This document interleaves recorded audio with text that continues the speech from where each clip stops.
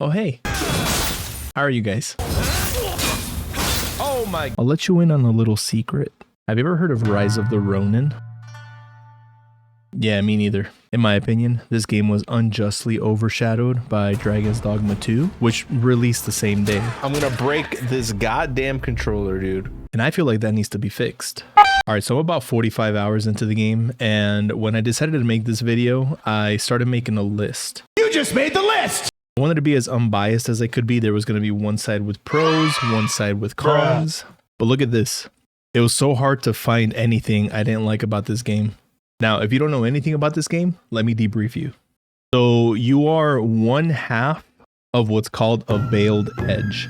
You fight most, if not all, your battles with your partner, called your blade twin. You've known your blade twin since childhood, and when they both lost their families to a gang of shogun spies, they were taken in by a bladesmith who taught them the fighting style of what's called the veiled arts.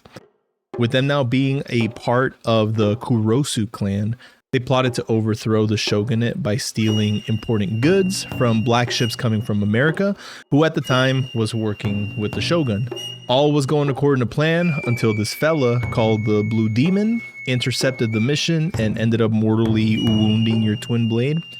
You barely made it out alive, and when you get back to your village, you plot your revenge, and you plan to seek out the body of your twin blade, whom you also have a feeling that may not be dead after all. That's probably the most I could say without spoiling anything. But now that that's out of the way, let's get into it. Once you play this game, you can easily tell what influences that it's borrowed from other games. If you ever played a Team Ninja game, it will feel very, very familiar. And if you're into Neo or Wo Long, well, that's good news for you, baby.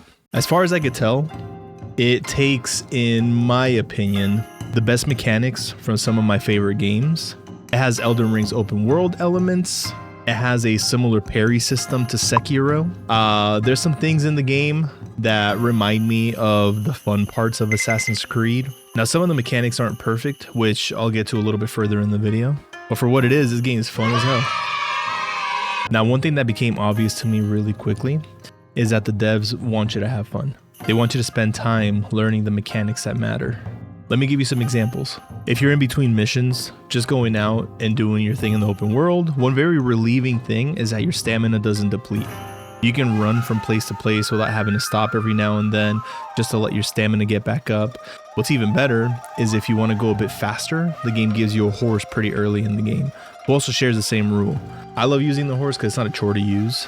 You're given a whistle, so no matter where you are or where you left your horse, the whistle will always have your horse spawn right next to you. Now, if that's not convenient enough, the game is also smart enough to know when you're in the middle of a fight or not, and if you're not, or if you're done fighting enemies, your health will start to regenerate. Now, the learning curve of the combat is a little bit steep, so it's nice that they take like the more mundane mechanics and automate them a bit, just enough so you can put your focus on the things that matter a little bit more. Speaking of combat, it's incredible.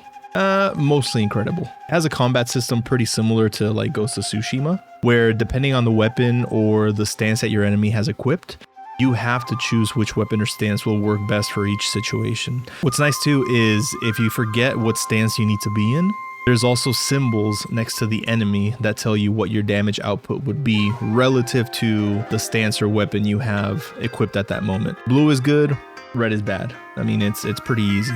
Now, about the story. I love it. Why? Because it's good and it's simple. You don't need to look up hundreds of videos just to understand what's going on in the world. Being super secretive about the lore of the world, it works for some games like Dark Souls and other FromSoft games. But when other games try to do it, I mean, it's kind of busted. Rise of the Ronin does the opposite, where it wants you to know what's going on. Anytime I found myself wanting to know more about the story or the characters, they have it all laid out, with character descriptions being updated as you learn more about the story or the world. It seems they've gone to great lengths to make the story easier to understand than some of their much earlier games, like Neo 2 and stuff like that. I'll be honest, as much as I liked both the Neo games and Wo Long, I honestly can't tell you what the hell happened in those games as far as like the lore goes. The story isn't perfect, but I mean, it's enjoyable. It's nice that they're not caught up in trying to give you a fake history lesson, but more so focusing on the story that matters to the protagonist. Now, I got a question.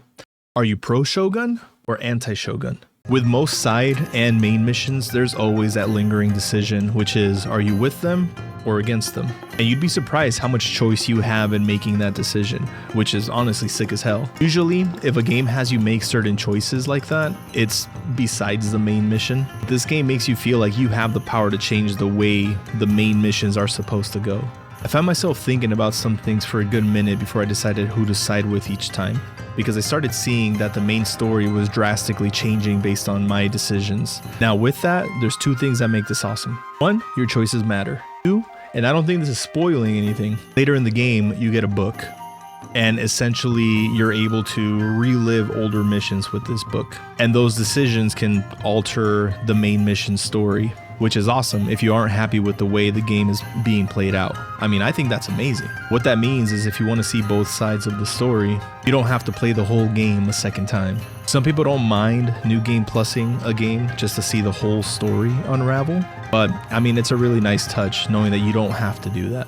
What's crazy is throughout the first act, you're thrown into a map that you slowly start to unlock as you start venturing out. One thing I like to do is I try to 100% collect everything I could possibly get. Once I got everything in the whole area, I said, okay, now I can focus on the missions and start passing the game. I think for me, it was about 15 to 20 hours in, and I got through a pretty big climactic part of the story.